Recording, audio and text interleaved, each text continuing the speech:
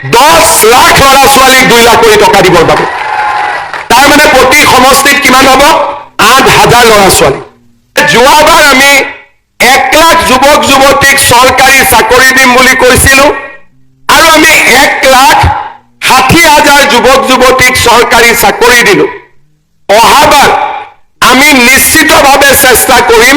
যে 2 লাখ ল'ৰা ছোৱালীক আমি চৰকাৰী চাকৰি দিম আৰু চৰকাৰৰ ভিতৰত কৰ্ম সংস্থাপনৰ ব্যৱস্থা চলি থাকিব কিন্তু আমাক প্ৰয়োজনীয়তা কি আছে যে ভাৰতত আজি যি ধৰণে বিকাশ হৈছে ভাৰতত উদ্যোগ আৰু বিশ্বৰ ঔদ্যোগিক অৰ্থনীতিত যুৱক যুৱতীৰ আজি প্ৰয়োজন আছে পৃথিৱীখন লাহে লাহে এখন বয়সীয়া লোকৰ সমাজলৈ পৰিণত হৈছে আজি যদি আপোনালোকে জাপান কোৰিয়া আমেৰিকা আদি দেশত যায় তাত মেক্সিমাম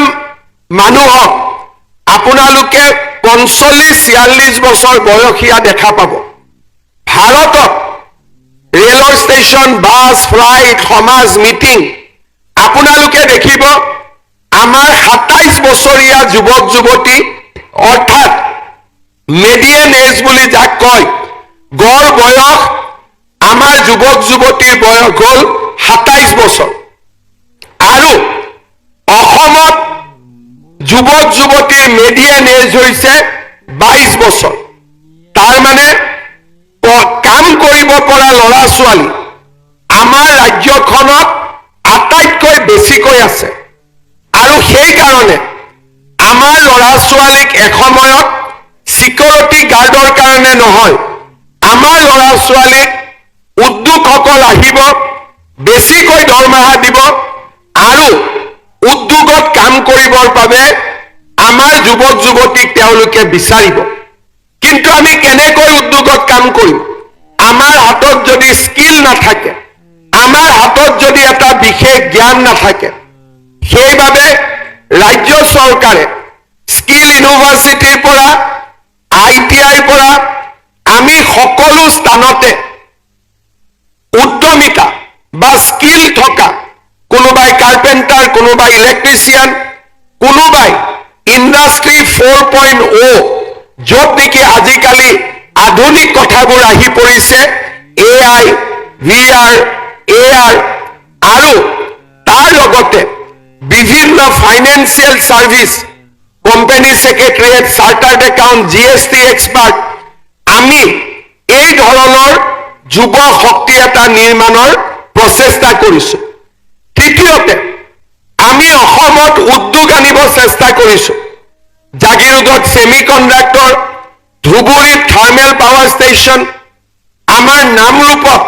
সাৰ কাৰখানা এই ডাঙৰ ডাঙৰ নলবাৰীত পেপসি এই ডাঙৰ ডাঙৰ উদ্যোগবিলাকত আমি ভাৰতৰ আন ৰাজ্যত নোযোৱাকৈ অসমৰ যুৱক যুৱতীক আমি নিযুক্তি দিয়াৰ বাবে আগবাঢ়ি যাব পাৰো চতুৰ্থ যেতিয়া এখন ৰাজ্যত বছৰত 50,000 চৰকাৰী চাকৰি হয় যেতিয়া এখন ৰাজ্যত উদ্যোগ আহে যেতিয়া এখন ৰাজ্যৰ ল'ৰা ছোৱালীয়ে বাহিৰত কাম কৰি ঘৰলৈকে টকা পঠিয়াই যাক ইংৰাজীত ৰেমিটেন্স বুলি কয় ৰাজ্যৰ অৰ্থনীতি বাঢ়ি বাঢ়ি গৈ থাকে স্কুলৰ প্ৰয়োজন হয় পাৰ্লাৰৰ প্ৰয়োজন হয় চাউলক মিলিং কৰিবৰ কাৰণে ৰাইচ মিলৰ প্ৰয়োজন হয় আজি মটৰ গাড়ীৰ প্ৰয়োজন হয় ট্ৰাকৰ প্ৰয়োজন হয় জেচিবিৰ প্ৰয়োজন হয় অৰ্থাৎ আমাৰ ৰাজ্যৰ অৰ্থনীতি বাঢ়ি যোৱাৰ লগে লগে আমাৰ ৰাজ্যৰ ভিতৰত আত্মসংস্থাপন সেলফ এমপ্লয়মেন্টৰ ৰাস্তা মুকলি হয় এখন যদি স্কুল আমি খুলো আমি 7 গৰাকী শিক্ষকক নিযুক্তি দিওঁ আমি যদি এখন বিউটি পাৰ্লাৰ খুলো 4 গৰাকী যুৱতীক আমি নিযুক্তি দিওঁ আমি যদি এখন অটো ৰিক্সা গাড়ীও কিনো 2জনৰ পৰা 3জন ল'ৰা ছোৱালীক আমি নিযুক্তি দিওঁ কেইবাখনো মেকানিকৰ দোকান আৰম্ভ হয় বিল্ডিং বনোৱাৰ লগে লগে বিল্ডিঙৰ তলত ফ্লেটৰ তলত দোকানৰ প্ৰয়োজন হয় কাপোৰ ধোৱা ধুবিৰ পৰা আৰম্ভ কৰি আমাক সাপোৰ্ট সাৰ্ভিসৰ প্ৰয়োজন হয় অৰ্থাৎ অৰ্থনীতি বাঢ়ি যোৱাৰ লগে লগে সেলফ এমপ্লয়মেন্টৰ ৰাস্তা মুকলি হয় মানুহে মাছ বেছিকৈ খায় ফিচাৰীৰ প্ৰয়োজন হয় মানুহে খাদ্যৰ বাবে আলু চাউলৰ প্ৰয়োজন হয় আৰু মানুহক বিভিন্ন ধৰণে নিজৰ জীৱনত এনজয়মেন্টৰ কাৰণে ফাষ্ট ফুডৰ পৰা আৰম্ভ কৰি ৰেষ্টুৰেণ্টৰ প্ৰয়োজনীয়তা আহি পৰে আমি যদি দেখা পাওঁ আমাৰ অসমৰ অৰ্থনীতি আছিলে 3.5 লাখ কোটি টকা যোৱা 5 বছৰত আমি অসমৰ অৰ্থনীতিক 8.5 লাখ কোটি টকালৈকে লৈ আহিলো তাৰ মানে কি সহজ ভাষাত মই কৈছো বছৰত আমাৰ অসমত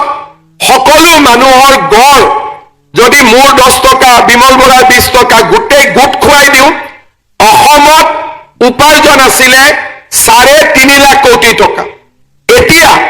আপোনাৰ ইনকাম মোৰ ইনকাম সকলো যদি যোগ কৰি দিওঁ এতিয়া অসমত মানুহৰ উপাৰ্জন হৈছে 8 লাখ কোটি টকা তাৰ মানে আমাৰ অৰ্থনীতি প্ৰত্যেক বছৰে বাঢ়ি বাঢ়ি গৈ আছে সেই কাৰণে উদ্যোগত কাম কৰাৰ উপৰিও উদ্যোগক সহায় কৰা সেৱা খণ্ডৰ বাবে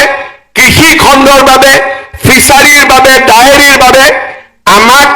আত্মসংস্থাপন কৰিব পৰা এছাম উদ্যোগী যুৱক লাগে আৰু সেই কাৰণে আমাৰ ৰাজ্য চৰকাৰে চৰকাৰী চাকৰিও খুলিছে আমাৰ ৰাজ্য চৰকাৰে যুৱক যুৱতীক স্কিল ট্ৰেইনিংও দিছে আমাৰ ৰাজ্য চৰকাৰে উদ্যোগও আনিছে আৰু আমাৰ ৰাজ্য চৰকাৰে আত্মসংস্থাপনৰ সুবিধাও দিছে ভাৰতত ইয়াত বহুত ল'ৰা ছোৱালী আছে যোনে গুগল কৰিব জানে যোনে চাব জানে ভাৰতত কোনো ৰাজ্য নাপাব য'ত নেকি উইদাউট মৰ্টগেজ বা বেংকৰ লগত সম্পৰ্ক নকৰাকৈ ৰাজ্য চৰকাৰে আমাৰ যুৱক যুৱতীক 2 লাখ টকা ডাইৰেক্টলি বেংক একাউণ্টত জমা দিছে অসম আজি ভাৰতৰ ভিতৰতে এখন ব্যতিক্ৰমী প্ৰদেশ মোক প্ৰশ্ন কৰিছিলে বহুতে যে টকাটো যদি খাই যায় কি হ'ব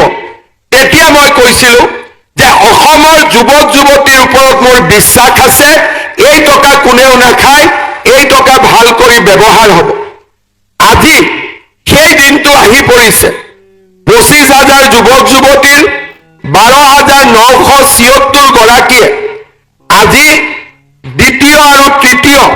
অৰ্থাৎ 72,000 25,000 আৰু 1 লাখ টকাৰ বাবে